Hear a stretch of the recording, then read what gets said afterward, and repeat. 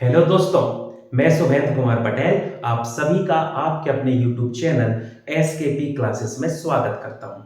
अब हमारी श्रृंखला चल रही है न्यूट्रिएंट्स, पोषक तत्व, न्यूट्रिशन, पोषण की सीरीज चल रही है जिसमें हम पढ़ रहे हैं विटामिन। और कल की वीडियो में हमने पढ़ा था विटामिन ए। आज हम आगे बढ़ेंगे और आज हम स्टार्ट करते हैं अपना टॉपिक विटामिन सी के साथ। पढ़ते चलिएगा, इसको मजा आएगा। यदि अपन विटामिन सी की बात करें तो इसका रासायनिक नाम, केमिकल नेम, रासायनिक नाम इसका होता है एस्कॉर्बिक एसिड। कल अपन सभी के रासायनिक नाम लिखे थे डिटेल से, एक बार रिवीजन कर लेना। विटामिन सी का रासायनिक नाम है एस्कॉर्बिक एसिड। अब एक पॉइंट याद रखना, एस्कॉर्बिक एसिड को, ये जो अपन पढ़ रहे हैं ना, एस्कॉर्बिक एसिड को E300 के नाम से जाना जाता है।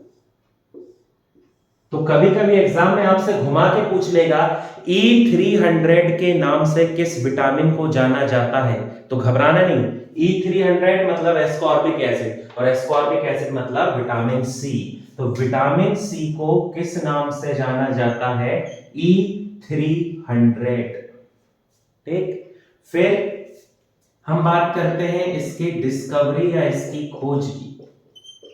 तो यदि बात की जाए विटामिन सी की, तो विटामिन सी की खोज जिसने की है उनका नाम है यूजोक्ट होलकट। यूजोक्ट होलकट, थोड़ी नाम भारी है लेकिन आपको नाम याद करना पड़ेगा, है ना, क्योंकि हर विटामिन की खोज अलग अलग साइंटिस्ट ने की है। अब यदि हम बात करते हैं विटामिन सी की, तो विटामिन सी सबसे पहला ढूंढा गया विटामिन है। जब विटामिन की खोज हो चल रही होगी ना, कि जान रहे होंगे कि ऐसा क्या है जो हमारे शरीर को बचा रहा है बीमारियों से, तो जब ऐसी डिस्कवरी चल रही थी, खोज चल रही थी, तो जो सबसे पहला ढूंढा गया विटामिन है वो होता है विटामिन सी। याद रखेंगे, उस दिन अपन फैक्ट पढ़ते समय भी पढ़े थे। फिर इसी से रिलेटेड एक फैक्ट पढ़े थे कि प्रयोगशाला में आर्टिफिशियल या कृत्रिम रूप से सबसे पहला गया विटामिन, बनाया गया विटामिन कौन सा है? B1। सबसे पहले ढूंढा गया विटामिन सी। अब यदि हम बात करें विटामिन सी की, तो इससे तो आप काफी अच्छे तरीके से जुड़े हुए हैं, ऐसे बहुत दिक्कत नहीं है, आप उसको जानते हो बहुत अच्छे से। ये जो विटामिन सी है ये हमारे शरीर में आयरन एब्जॉर्प्शन, ठीक, हिंदी में इसे क्या कहेंगे अपन? लौह अवशोषण, आयरन एब्जॉर्प्शन को बढ़ाता है। ठीक, अब आयरन एब्जॉर्प्शन को बढ़ाने का मतलब क्या है? हमने मान लो ऐसा कुछ खाया जिसमें आयरन है, जैसे मान लो अपन पालक भाजी खाते हैं, गुड़ खा रहे हैं, किशमिश खा रहे हैं, जिसमें क्या है? आयरन है। अब उस आयरन को हमारी बॉडी ज्यादा से ज्यादा एब्जॉर्ब करे, अवशोषित करे, और ब्लड की मदद से हमारे शरीर की हर एक सेल में पहुंचा सके। तो हमारी सेल उसको ज्यादा एब्जॉर्ब करे, ज्यादा उसको अवशोषित करे, इस काम के लिए प्रेरित करता है विटामिन सी। विटामिन सी में आयरन नहीं है, विटामिन सी क्या कर रहा है? आयरन के एब्जॉर्प्शन या अवशोषण को बढ़ा रहा है। अवशोषण को बढ़ाना इसका काम है, ताकि ज्यादा से ज्यादा आयरन अवशोषित हो, हमारे शरीर में ब्लड का निर्माण हो, आरबीसी बन सके, और हमारे शरीर में ऑक्सीजन, कार्बन डाइऑक्साइड का ट्रांसपोर्टेशन, परिवहन चलता रहे। ठीक है, समझना, आयरन नहीं उसमें, उसका एब्जॉर्प्शन बढ़ा रहा है।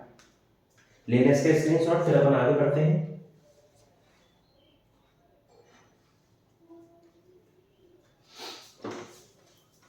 ठीक, अब एक टर्म आजकल जो बहुत ज्यादा आप सुनते हैं एडवर्टाइजमेंट में, और लड़कियां रिलेट भी कर सकते हैं इसको। आजकल एक आता है विटामिन सी, सीरम लगाने के लिए आता है, जिसको कहते हैं विटामिन सी सीरम। चेहरे में लगाते हैं, बाल में लगाते हैं, उसके लिए आता है। तो उसको समझना वो क्या है, कैसी क्या कहानी है। ये जो विटामिन सी है, ये विटामिन सी हमारे शरीर में कोलेजन प्रोटीन का निर्माण करता है। ये फॉर्मेशन करता है एक स्पेसिफिक टाइप के प्रोटीन का, जिसे हम कहते हैं कोलेजन प्रोटीन। बहुत काम का प्रोटीन है ये। सबसे पहले तो एक पॉइंट इसका याद रख लो, ये जो कोलेजन प्रोटीन है ये हमारे शरीर में बनाता है कार्टिलेज। ये हमारी बॉडी में बनाता है कार्टिलेज, या जिसे अपन कहते हैं उपास्थि। अस्थि तो आपने ये टर्म सुना होगा, अस्थि। अब ये शब्द कौन सा आ गया? उपास्थि। जैसे ये जो अपना कान है, कान का ये जो बाहर वाला हिस्सा है, नाक के बीचों बीच ये जो हड्डी लगी हुई है जिसको अपन हड्डी कहते हैं, ये कार्टिलेज या उपास्थि होते हैं। ठीक है, ये जो कार्टिलेज उपास्थि है ये स्पेसिफिक प्रोटीन से बने हैं जिसका नाम होता है कोलेजन प्रोटीन। ये कोलेजन प्रोटीन क्या करता है, जो हमारी हड्डियां होती हैं, बड़ी जो हड्डी है, उन हड्डी के दोनों तरफ भी कार्टिलेज पाया जाता है ना। हड्डी को फ्लेक्सिबल, हड्डी जो है वो तो बहुत मजबूत है, एक दूसरे के ऊपर ऐसे जुड़ी है तो वो तो कभी मूवमेंट ही नहीं करेंगी ना, मुड़ेंगी ही नहीं। तो एक सॉफ्ट या एक लचीला हिस्सा होता है जिनको थोड़ा दबाता है ताकि वो मुड़ सके, उनको दबाता है कि वो मुड़ जाए। तो वो जो दबने वाला हिस्सा है वो होता है कार्टिलेज, उसे हम कहते हैं उपास्थि। जो व्यक्ति नॉनवेज खाते हैं ना, वो इसको रिलेट कर सकते हो। जब आप नॉनवेज खाते हो, मान लो आप लेग पीस खा रहे हैं मान लो, तो उसमें क्या होगा, बोन तो है ही, उसके साथ साथ एक पार्ट होता है, उसको आप चबाएंगे तो वो चब जाता है ना। होता तो वो हड्डी जैसा लगता है, लेकिन चबाने पे आसानी से हम उसको चबा पाते हैं, वो होता है कार्टिलेज। वैसे ही जितनी भी बड़ी हड्डी है उनके दोनों तरफ एक सॉफ्ट कवरिंग होती है, एक लचीला हिस्सा होता है जिसे हम कहते हैं कार्टिलेज। और ये जो कार्टिलेज है ये बनता है कोलेजन प्रोटीन से। मतलब ये किसमें हेल्प करेगा, बोन के फ्लेक्सिबल जो पार्ट है जिसको हम क्या कहते हैं, कार्टिलेज, उसको बनाने में जो हेल्प करता है वो होता है विटामिन सी।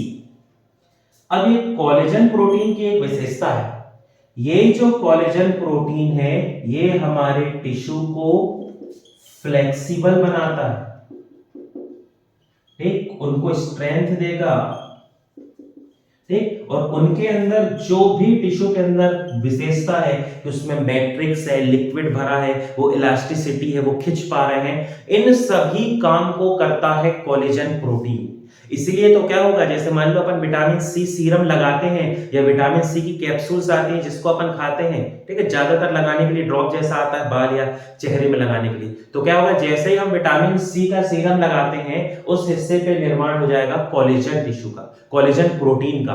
कोलेजन प्रोटीन क्या करेगा, जो टिश्यू है उनको इलास्टिसिटी, स्ट्रेंथ, फ्लेक्सिबिलिटी ये सब प्रोवाइड करेगा, जिससे क्या होता है, टिश्यू सॉफ्ट हो जाते हैं। और टिश्यू जब सॉफ्ट होते हैं तो उसी की वजह से हमारी स्किन भी हो जाती है सॉफ्ट, और स्किन सॉफ्ट हो गई, उसमें कोलेजन प्रोटीन है, इसलिए स्किन जो है ये चमकने लगती है, ठीक। स्किन में क्या आ जाती है, चमक आ जाती है, उसमें शाइनिंग आ जाती है, तो अपन कहते हैं कि स्किन ग्लो कर रही है, खूबसूरत दिखने लगी। इसीलिए कोलेजन प्रोटीन का बहुत महत्व है।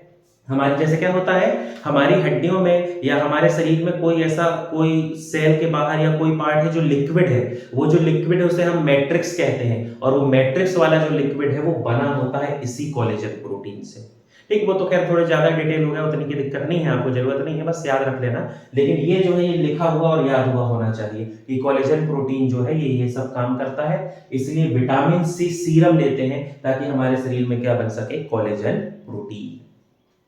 लेना इसका स्क्रीनशॉट, फिर अपन आगे बढ़ते हैं।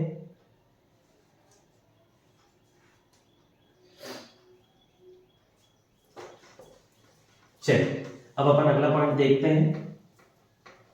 विटामिन सी का एक बहुत अच्छा फैक्ट है, विटामिन सी जो है ये होता है हीट सेंसिटिव विटामिन, इसे हम कहते हैं हीट सेंसिटिव विटामिन।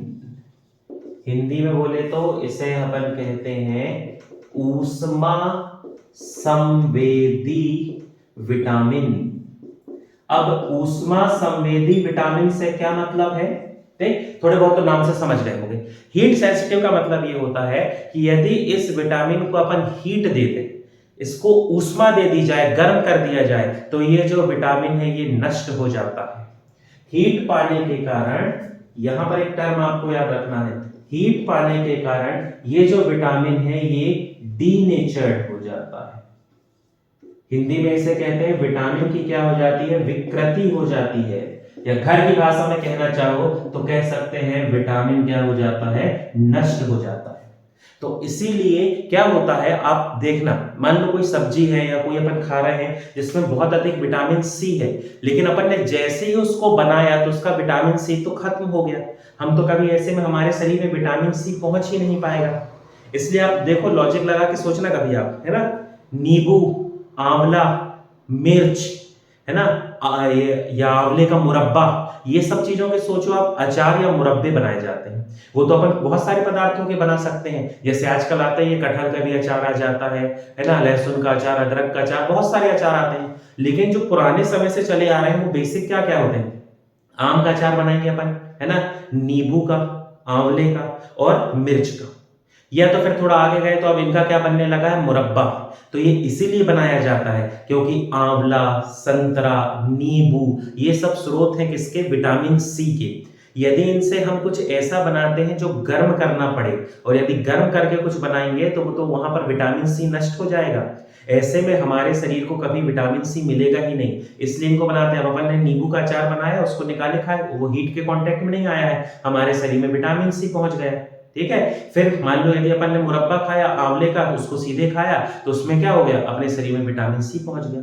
हाँ, अब थोड़ी कंडीशन ये हो जाती है कि अचार खराब ना हो करके उसमें तेल ज्यादा डालना पड़ता है ना, ये नमक ज्यादा डालना पड़ता है, ताकि माइक्रोब्स या सूक्ष्म जीव जो हैं उनकी वहां पर एक्टिविटी ना हो, कोई गतिविधि ना हो।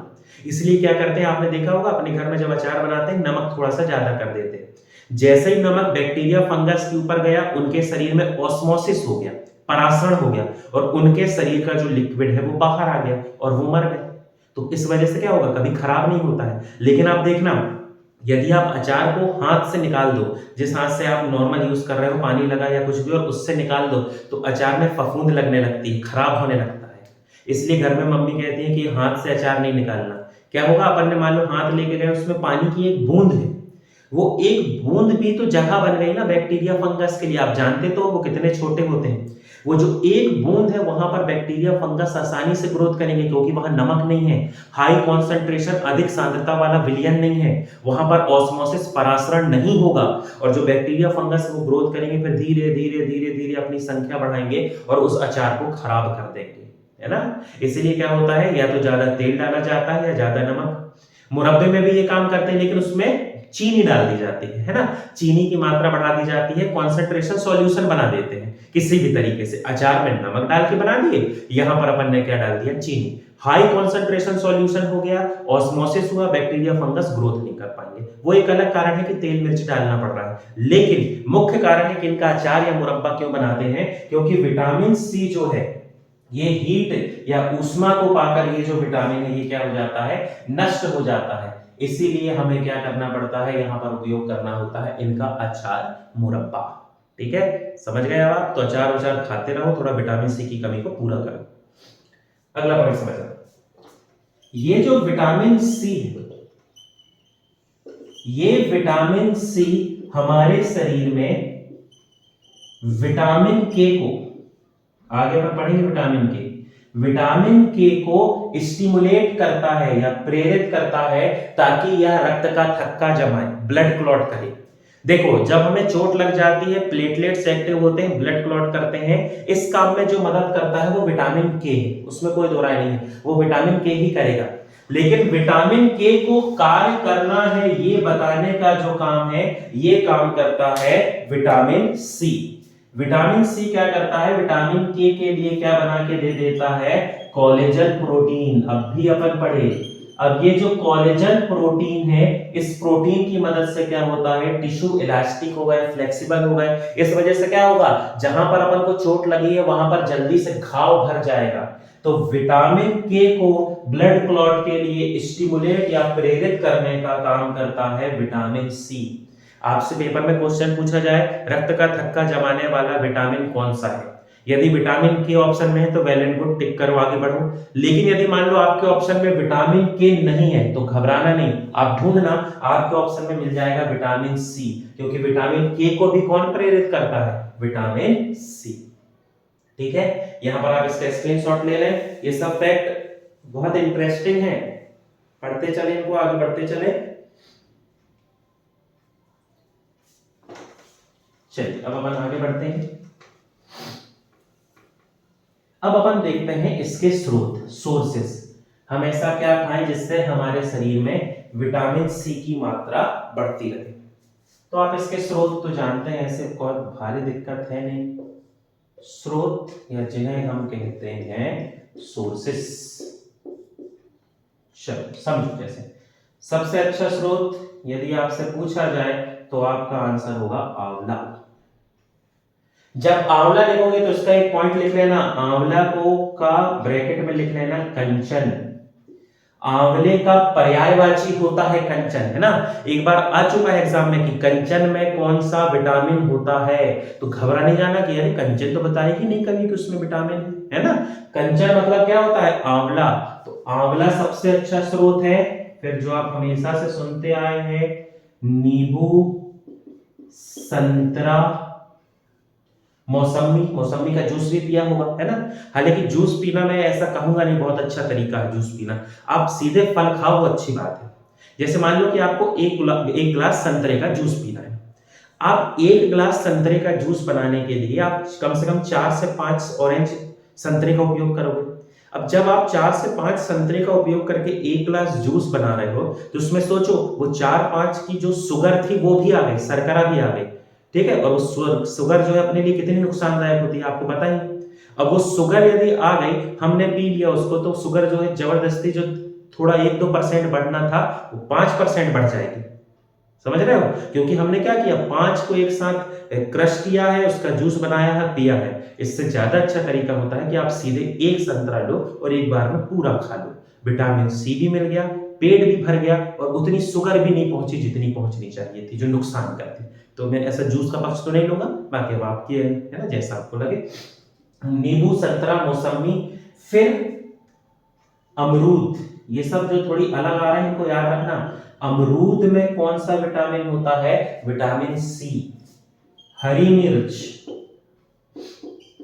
ठीक, हरी मिर्च तो खैर शायद याद होगा, एक वो चलता था ना पहले कोड जैसा कि हरी मिर्च खा के सी सी कहते हैं, तो उसमें कौन सा होता है, विटामिन सी, है ना। तो ये देख लेना, याद कर लेना आप, ठीक। फिर एक जो वाइल्ड कार्ड एंट्री है वो है आलू की।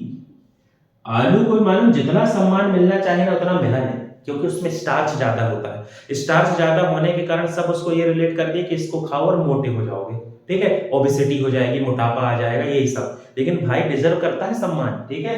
आलू में क्या होता है, विटामिन सी, अच्छा खासा विटामिन सी होता है। जब एक्सपेरिमेंट करना ना कभी विटामिन से रिलेटेड, अब हालांकि मैं कह नहीं सकता करेंगे कि नहीं अपन, लेकिन हाँ कभी आप विटामिन सी से रिलेटेड एक्सपेरिमेंट करोगे ना, तो अच्छी खासी मात्रा में इसमें क्या होता है, विटामिन सी। लेकिन स्टार्च के साथ दिक्कत क्या है, स्टार्च हीट को पाके नष्ट नहीं होता। तो मान लो अपन ने आलू उबाल लिया, पराठा बनाना है, आपने आलू उबाला, जैसे आलू उबाला उसमें हीट या उष्मा लगी तो विटामिन सी मर गया।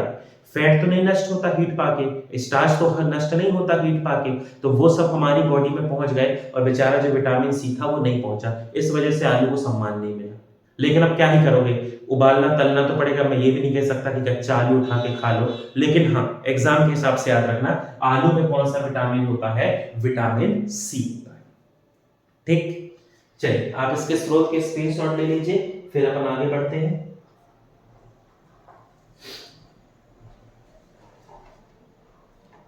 अब अपन देखते हैं इसकी कमी से होने वाले रोग, है ना। देखो स्रोत बहुत होते हैं, हरी सब्जी, मांस, मछली, अंडा, ये सब में लिखा रहता है, लेकिन मैं आपको कुछ अच्छी जो बातें हैं जो एग्जाम से रिलेटेड वो बताऊंगा, और जो थोड़ा सा इंटरेस्टिंग आपको पता होना चाहिए वैसी चीज पे मैं ज्यादा फोकस करूंगा। जैसे स्रोत से संबंधित एक बात याद रखना विटामिन सी की, दूध, उससे बने उत्पाद, मिल्क एंड मिल्क प्रोडक्ट, और मांस, मछली, अंडा,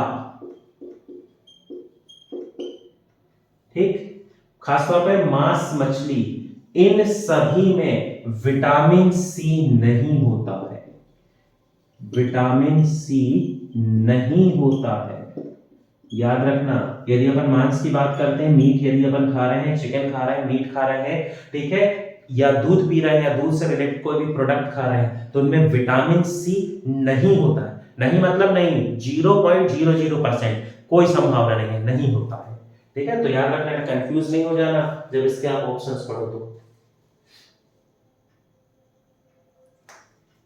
चलिए अब आगे बढ़ेंगे अपन। अब देखते हैं अपन विटामिन सी की कमी से होने वाले रोग। तो बीमारी का नाम तो मेरे को पता, आप बहुत आसानी से पहचान जाओगे, जान जाओगे, पर पांचवी छठवीं से पढ़ते आ रहे हैं। B1 से बेरी बेरी और सी से फिर क्या पढ़ते आए हैं अपन, स्कर्वी। विटामिन सी की कमी से होने वाला रोग जो है ये क्या होता है, स्कर्वी। समझना क्या कहानी है। ये जो स्कर्वी बीमारी होती है इसमें सबसे ज्यादा प्रभावित होते हैं हमारे दांत और मसूड़े, ठीक, जिसे अपन क्या कहते हैं, टीथ एंड गम। दांत और मसूड़े जो है ये सबसे ज्यादा प्रभावित होते हैं। ठीक है, क्या होता है कभी कभी ऐसा हो जाता है कि जिसको बहुत ज्यादा इसकी कमी हो जाए ना, तो उसके जो दांत का जो मतलब बेस होता है, जहां पर ये लगे हुए हैं, रूट जहां पर है उसकी, वहां से खून भी निकलने लगता है। ठीक, तो क्या होने लगता है, दांत और मसूड़े प्रभावित होते हैं। बीमारी अधिक बढ़ने पर दांत से रक्त का स्त्राव होता है। अब क्या होगा, विटामिन सी होता है जो विटामिन के को रक्त का थक्का जमाने के लिए, ब्लड क्लॉटिंग के लिए प्रेरित करता है। अब विटामिन सी की तो कमी हो गई है, कमी हुई है इस वजह से तो रोग हुआ है ना स्कर्वी। तो कमी होने की वजह से क्या हो गया, जो दांत से रक्त का स्त्राव हो रहा है वो रुक ही नहीं रहा है, ब्लड क्लॉटिंग हो नहीं पा रही है, धीरे धीरे धीरे धीरे वो ब्लड निकलता रह रहा है, क्योंकि कोलेजन प्रोटीन नहीं बन रहे हैं, विटामिन सी कम हो गया। ठीक, और क्या होता है, यदि किस व्यक्ति को ये बीमारी लंबे समय तक रहती है तो उसके मुंह से अत्यधिक बदबू आती है ना, मतलब बहुत इरिटेटिंग सी उसके मुंह से क्या होने लगती है, बदबू आती है। अच्छा, अब मुंह से बदबू आती से रिलेटेड एक पॉइंट शायद आपने सुना हो, अपने दादा दादी के मुंह से आपने सुना होगा। वो क्या कहते हैं, जैसे मान लो कोई व्यक्ति के मुंह से बदबू आती तो कहते हैं तुलसी पत्ती खाया करो। ठीक है, तो रिलेट कर लेना, मुंह से बदबू आ रही है तो बुजुर्ग क्या कहते हैं, तुलसी पत्ती खाया करो।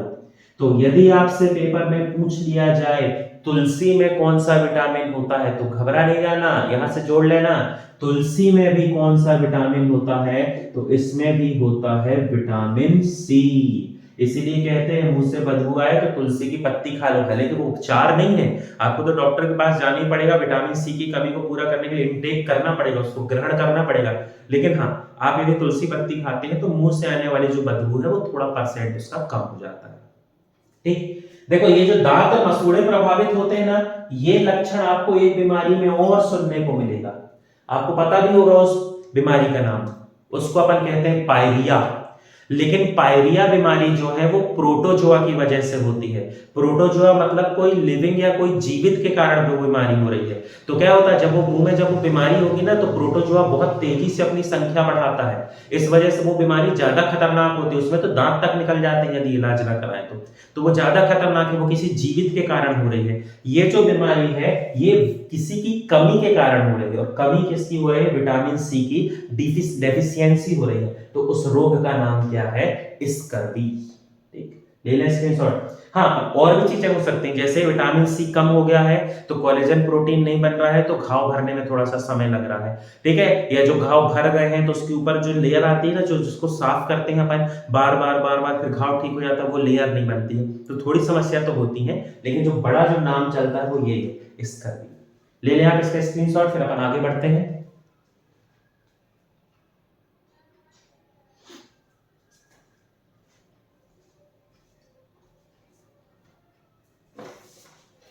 चलिए, तो ये जो कहानी है ये कहानी हो गई हमारे विटामिन सी। धीरे धीरे अपन ऐसे ही विटामिन की जो डिटेल है उसको अपन पढ़ते रहेंगे, आगे बढ़ते रहेंगे। ठीक है, आज की जो वीडियो है उस पर हमने पढ़ा विटामिन सी। आप अच्छे से इसके नोट्स बना लें, आप इससे अच्छे से पढ़ते चलें। मॉक टेस्ट लगाएं आप, या कहीं पर भी किसी प्रकार का कोई क्वेश्चन पेपर लगाते हैं तो वहां आप विटामिन सी के क्वेश्चन जरूर पाएंगे। आप मॉक टेस्ट लगाते हैं, आपको विटामिन सी से रिलेटेड कोई क्वेश्चन मिलता है, समझ में नहीं आता है ना, तो आप कमेंट बॉक्स में लिख सकते हैं, उससे संबंधित सलाह दे सकते हैं, मैं आपको जरूर उसका आपको आंसर कर दूंगा। जो भी आपको कमी लग रही सुधार कर सकते हैं। बहुत सारे मेरे अपने जो अच्छे चाहने वाले हैं, जो दोस्त हैं, रिश्तेदार हैं, वो बहुत समय से मेरे को मैसेज करके बार बार बोल रहे हैं कि थोड़ी साउंड क्वालिटी सुधार लो, तो मैं जल्द से जल्द ये माइक यूज करके साउंड क्वालिटी को थोड़ा इंप्रूव कर दूंगा। अभी आपको बहुत दिक्कत नहीं जा रही होगी, उम्मीद करता हूँ मैं। ठीक है, धीरे धीरे अपन इस चीज़ को और इम्प्रूव करते जाएंगे। आप लोग बस अपनी पढ़ाई करते रहें, चलते रहें, धीरे धीरे आगे बढ़ते रहें, कोई समस्या नहीं आएगी। चैनल में वीडियो आती रहेगी, मैं आपकी तैयारी करवाऊंगा। महिला सुपरवाइजर, नर्सिंग, एएनएम, इन सब की जो तैयारी कर रहे हैं, जुड़े रहें, अपन बहुत विस्तार से पढ़ेंगे। थोड़ा समय लगेगा अपन को, लेकिन जब अगली बार ये सब एग्जाम आएंगे तो अपन इनके लिए पूरे तरीके से तैयार रहेंगे। इसमें अपने पास जो एग्जाम की लड़ाई करने के लिए जितने हथियार होना चाहिए पूरे रहेंगे। ठीक है, तो भरोसा करते रहें, पढ़ते रहें, चमकते रहें, आगे बढ़ते रहें। आज के लिए इतना ही। हमारे चैनल से संबंधित जानकारी के लिए हमारे चैनल से जुड़े रहें। बहुत बहुत धन्यवाद।